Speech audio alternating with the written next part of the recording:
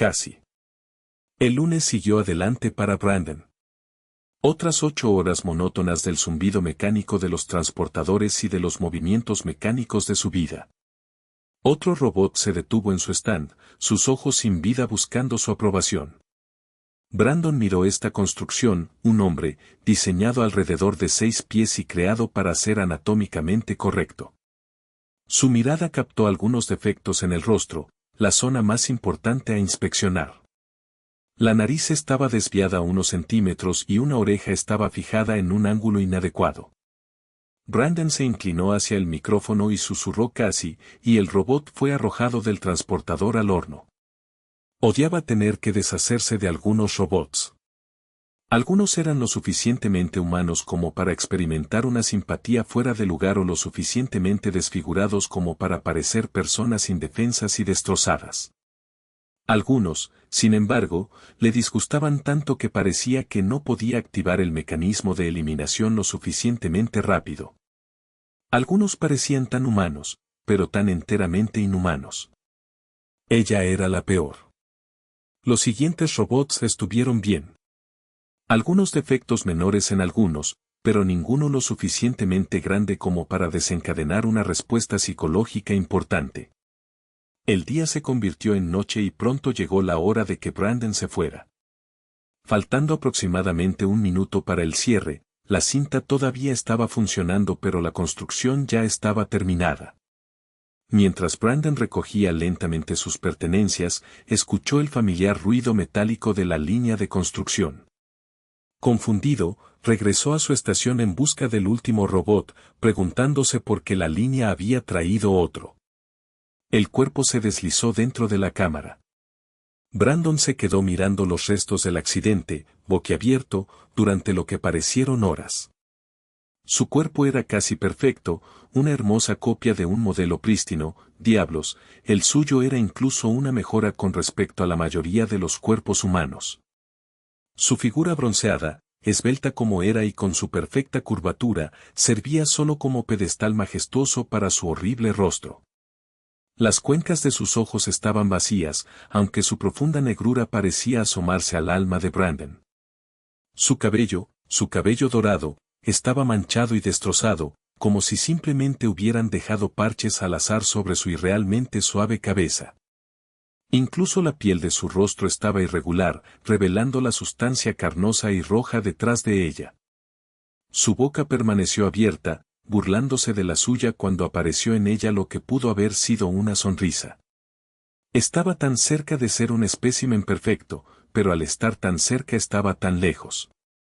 Sus brazos se agitaban, se movían con precisión en ángulos perfectamente programados con movimientos agudos y sobresalientes, y todo el tiempo su rostro miserable apuntaba directamente al de Brandon. Apenas pudo evitar gritar.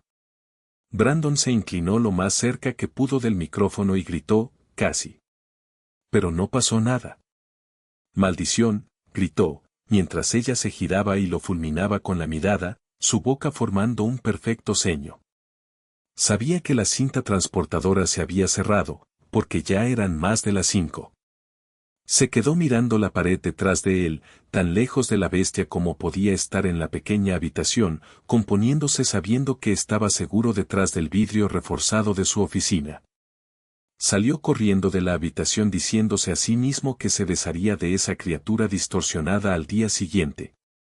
Cuando Brandon finalmente llegó a su habitación, casi había olvidado el incidente, dejando a un lado la imagen de la criatura como una historia de terror para compartir con sus amigos. A la mañana siguiente, volvió a trabajar y descubrió que la criatura se había ido, para su inmenso alivio, sin signos de que hubiera escapado. Supuso que la habían eliminado adecuadamente. La semana pasó sin incidentes similares, pero en una ocasión Brandon se rió mucho de un robot cuya nariz y boca de alguna manera habían cambiado de posición. Era lunes otra vez y Brandon no pudo evitar un sentimiento siniestro que volvió a despertar al recordar la semana anterior. Se sintió total y completamente aliviado cuando la jornada laboral transcurrió sin ninguna conmoción. Ningún robot tuvo que ser quemado hoy, todos eran impecables e inofensivos y cada robot que pasaba hacía que Brandon se sintiera cada vez más irracional y completamente tonto por sus miedos. Brandon regresó a casa. En el camino, decidió pasar por el bar local para tomar algo y compartir un par de historias con sus amigos. Su pub estaba en mal estado, pero no estaba mugriento ni sucio de ninguna manera, simplemente un humilde y cálido edificio marrón iluminado con pequeños carteles que anunciaban diferentes marcas de alcohol. «Hola Fred», le dijo Brandon al hombre gordito detrás de la barra. El hombre asintió en dirección a Brandon. «¿Dónde están los chicos?», preguntó Brandon, mientras un cartel azul parpadeaba sobre una de las muchas mesas vacías. «Todos salieron», refunfuñó el barman, «algún tipo de celebración o algo así». «Nunca me dijeron nada sobre eso, nunca me cuentan nada. Yo solo soy el tipo que mantiene el alcohol fluyendo en su dirección». Brandon habló con el hombre todo lo que pudo, pero sin nadie más la conversación se rompió a los pocos minutos. Brandon salió por la puerta trasera mientras Fred había ido a lavar algunos vasos. Escuchó una tos superficial desde la esquina de algún edificio. «Hola», susurró Brandon. Oyó otra tos, esta más fuerte y más profunda. «¿Quién está ahí?», preguntó. «Perdón si te ha molestado mi tos», dijo una dulce voz, «me temo que estoy un poco enferma». «Está bien», respondió Brandon, caminó hacia la esquina y vio a una mujer flaca abrazando sus propias rodillas. Tenía la cara cubierta de suciedad, pero de todos modos era una cara amable. Su cuerpo era delgado pero aún hermoso. Brandon la vio y sintió pena y miedo al mismo tiempo. ¿Tenía miedo por ella? No podía decidirse antes de que su boca preguntara, «¿Necesitas un lugar para...?» Se detuvo. Esto era estúpido. Era estúpido. Pero ella era bastante hermosa y tal vez igualaría su favor con el suyo propio. No. Es un pensamiento terrible, pensó, pero fue interrumpido por sus palabras. «No, creo que debería estar bien aquí por la noche». Ella tosió lastimosamente. «Está bastante bien, tengo otra cama en la que puedes dormir», dijo Brandon sin pensarlo más, «e incluso algo de ropa que dejó mi ex». Después de un poco más de conversación con un final inevitable, caminaron juntos hacia su casa. Hablaron tan alto y tan alegremente que cuando llegaron a casa, cualquier pensamiento que Brandon tuviera considerando que esto era un terrible error había desaparecido de su mente por completo. Se dirigió a su cama y se quedó dormido casi al instante, habiéndole dicho dónde estaba la ducha, dónde estaba la ropa y dónde podía dormir. En plena noche, escuchó crujir las tablas del piso. Brandon se despertó con un grito ahogado y miró a su alrededor con miedo. Su habitación todavía estaba bastante oscura y vacía, pero podía escuchar pasos caminando hacia su puerta. Eran rítmicos, cada paso sincronizado perfectamente después del último, el sonido era casi calmante pero él estaba lejos de serlo. «Relájate», se dijo, «recuerda que tienes una invitada, probablemente tuvo problemas para dormir en una casa extraña». La puerta se abrió y la luz entró junto con la hermosa mujer que había dejado entrar a su casa. «¿Problemas para dormir?», preguntó, frotándose los ojos. «¿Necesitas alguien con quien acostarte?», él sonrió. La habitación estuvo en silencio por un tiempo, sus ojos estaban fijos en una ventana en la pared frente a él. Ella giró la cabeza y miró directamente a su alma con un ceño horrible en su rostro. Mientras sus ojos lentamente se salían de sus órbitas, mientras los lados de su boca se aflojaban y caían escamas de piel, mientras mechones de cabello sintético caían de su y realmente suave cabeza, escuchó un zumbido mecánico familiar y vio el vacío que una vez pareció una boca convertirse en lo que pudo haber sido una sonrisa. Escuchó una voz fracturada susurrar, burlonamente, casi. La casa se convirtió en un horno, Brandon dentro de él, y ella salió con una sonrisa vacía en el rostro y manchas rojas cubriendo su cuerpo casi perfecto.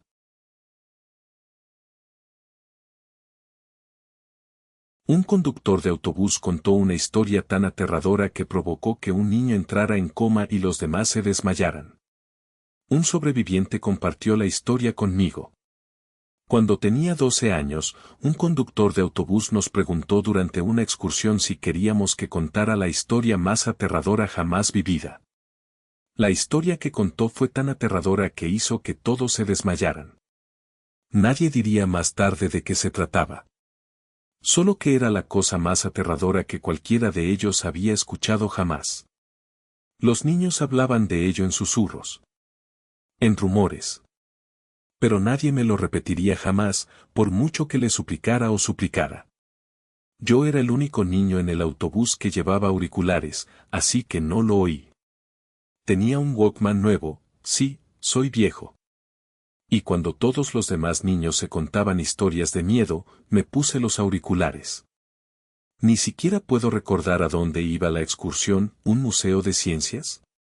De todos modos, fue un viaje largo para una docena de niños.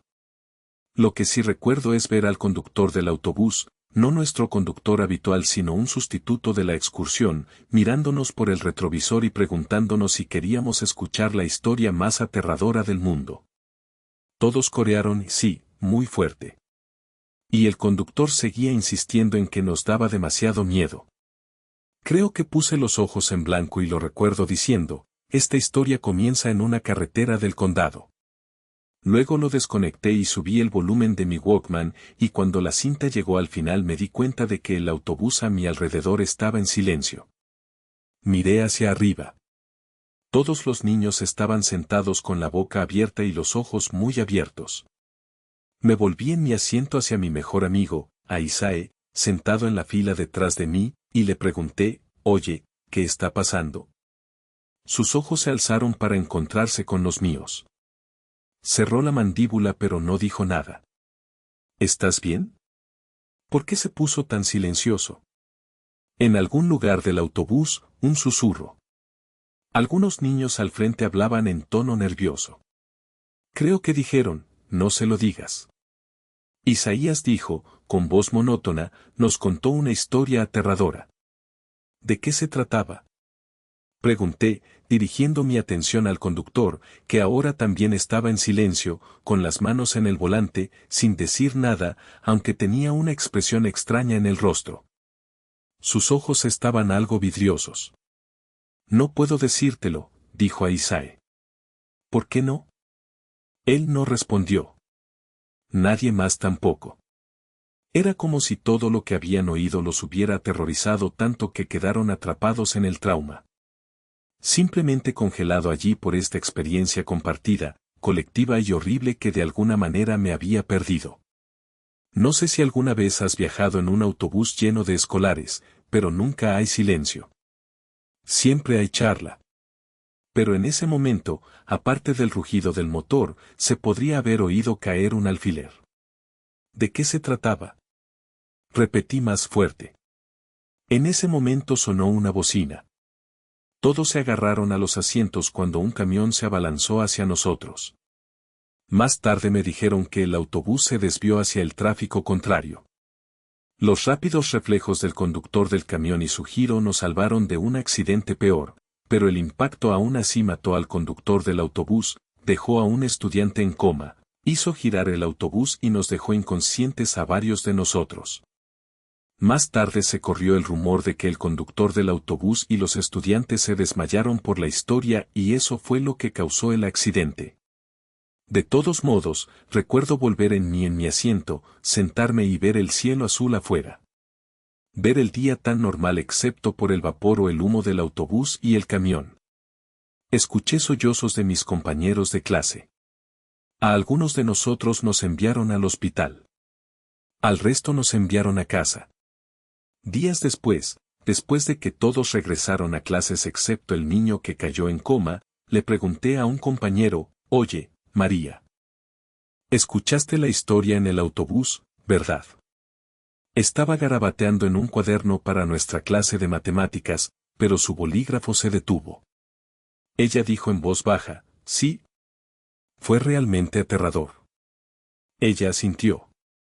¿La historia más aterradora que jamás hayas oído? Cerró el cuaderno y se trasladó a otro escritorio, diciendo en voz alta, no quiero hablar contigo, Joshua. Varios otros niños se rieron entre dientes. Creo que mis mejillas se pusieron rojas. No era un rechazado social, no exactamente, pero tampoco era uno de los chicos populares. Lo intenté con otros niños que habían estado en la excursión, pero ninguno de ellos me habló del tema, ni siquiera mi mejor amigo Aisae. Seguía diciendo, no, hombre, da demasiado miedo. Le espeté, amigo, simplemente resúmelo si da demasiado miedo. ¿De qué se trataba? Te lo diré cuando tenga 55 años. ¿55? No quiero tener que pensar en eso. Hermano, déjalo ir. Su negativa casi rompió nuestra amistad. Pero finalmente acepté que nadie iba a contarme lo que los había traumatizado tanto.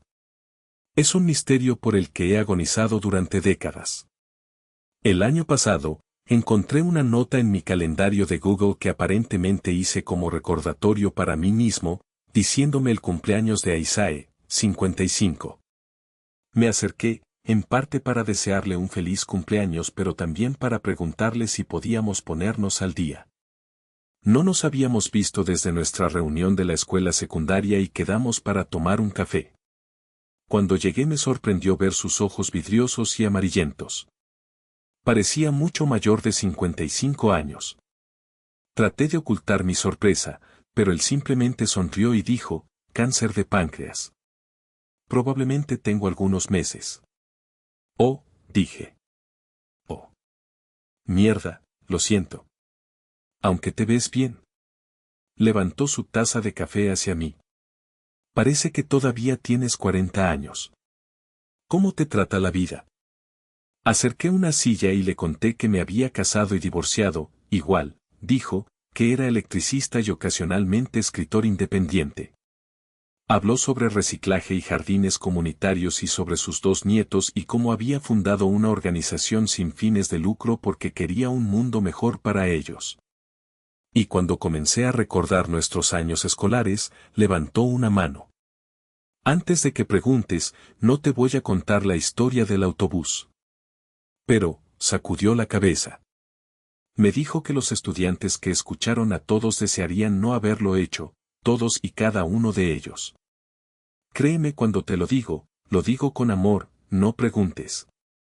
Si lo escuchas, desearás no haberlo hecho. Hermano, déjalo pasar.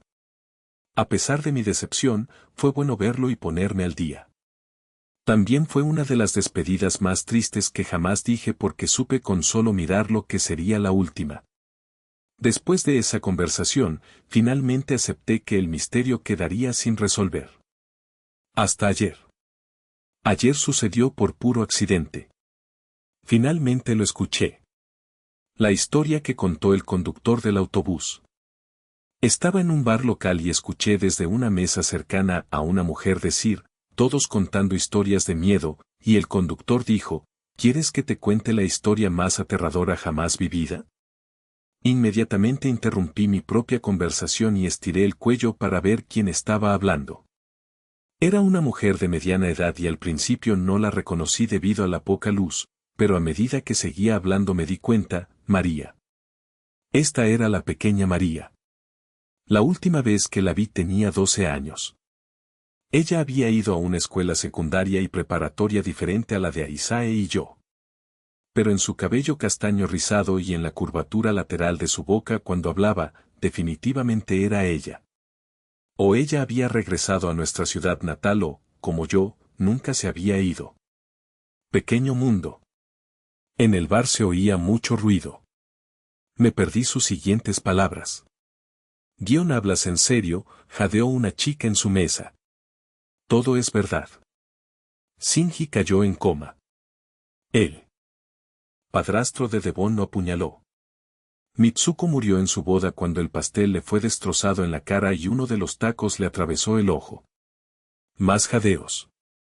Todos sucedieron como dijo el conductor. Aisae tenía 55 años cuando el cáncer lo atrapó, y él y yo éramos los 2 últimos. Oh, pero lo más loco, había otro niño en el autobús que no estaba escuchando. Su voz bajó y tuve que acercarme, caminando cerca de su mesa. El conductor lo dejó para el final y dijo, Joshua muere 3 días después de escuchar esta historia. Y luego el camión chocó, tal como el conductor nos había dicho que sucedería desde el principio. Y el pobre Shinji cayó en coma. Y ese pobre niño, Joshua. Joshua nunca dejó de preguntar. Preguntó todo el tiempo. ¿Cuál era la historia? ¿Cuál era la historia? Solíamos bromear diciendo que si nunca se lo contábamos, tal vez nunca moriría. Un sonido ahogado escapó de mi garganta. Y María levantó la vista y yo me alejé corriendo y creo que dijo mi nombre. Isaías, que en paz descanse, tenía razón. Él y los demás me protegieron todos estos años. Maldita sea, hermano, tenías razón. Ojalá nunca hubiera escuchado.